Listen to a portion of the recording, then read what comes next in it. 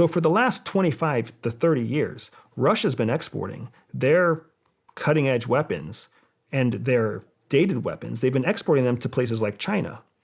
So when you hear headlines now talking about China giving lethal aid to Russia, what that really actually means is China reselling their Russian ammunition back to Russia.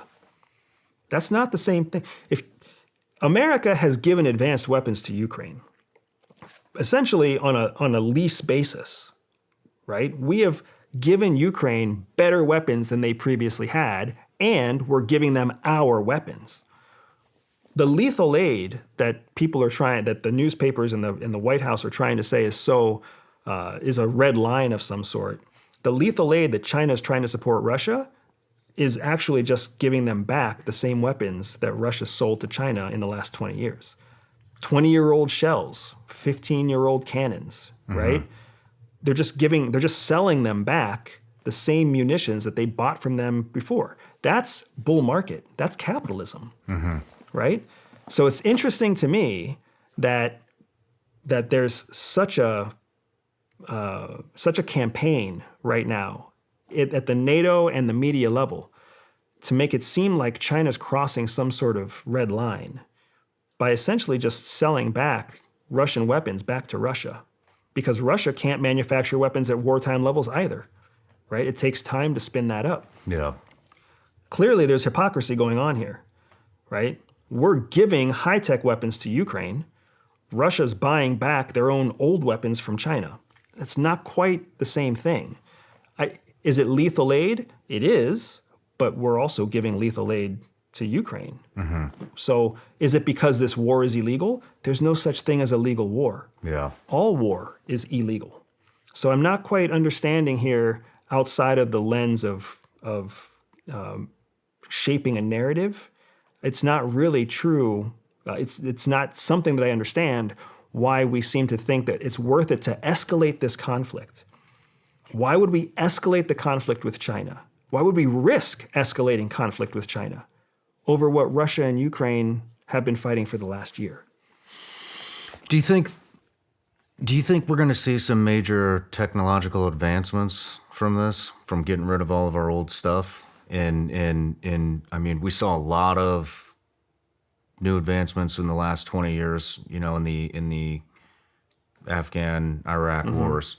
Do you think we're going to see that with this war, being that we're not really there? Absolutely. I think the answer is yes. And it's because of what you're getting at, right? When you have a true battlefield to test your equipment, that's called battle tested, right? That's the highest level of testing you can get. Field testing and then battle tested, right? Battle tested and approved. So not only do you have all of these new weapons that have been developed by the United States proving themselves out in the field, and do you know, they don't all work. Plenty of the weapons that we've sent to Ukraine don't work. Cannons split, drones fall out of the sky, right? Body armor fails, night vision goggles don't work. There's all sorts of things that don't work. But we get a chance to take that feedback from the field directly back to the manufacturer, who can make instantaneous improvements and then test and send out more testable gear. So we're battle testing American weapons, right, without having to risk American lives.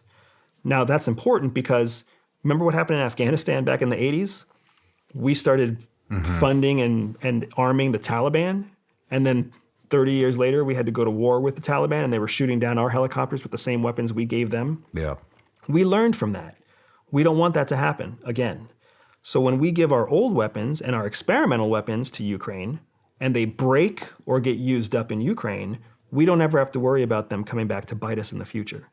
So we can prove out the highest working, the most effective weapons, and we can keep that for ourselves and let it just be a training ground in Ukraine, which is why you see this constant conflict between Zelensky asking for more. We need more, we need more, we need more. Part of that is him being what he's supposed to be, right? He's supposed to be the cheerleader for the country.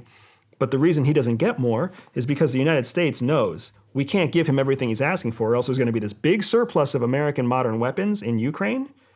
And if they lose, Russia gets all those weapons. If they win, we have a very formidable force trained and equipped with top-of-the-line weapons, right? That doesn't make NATO comfortable. That doesn't make the United States comfortable. So it's this hard balancing act between giving them just enough that they can keep the fight going, but not enough that they can actually ensure their own security. So will we have better weapons coming out of it? Without a doubt. Not to mention the fact that Ukraine itself, all of the talent in Ukraine, and Ukraine was a very talented country in terms of cybersecurity, computer warfare, engineering. There's a lot of talent in Ukraine before it was invaded.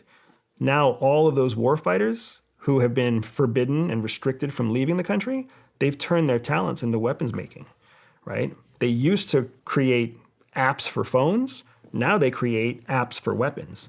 They used to create optics for medical devices. Now they create optics for weapons, right? It's a whole second revolution of technology that when America comes in and rebuilds Ukraine and starts investing in Ukraine businesses, they have first dibs on all that new Ukraine tech funded by American dollars. If you like this short clip, make sure you click here to see the next clip or here to see the full podcast episode.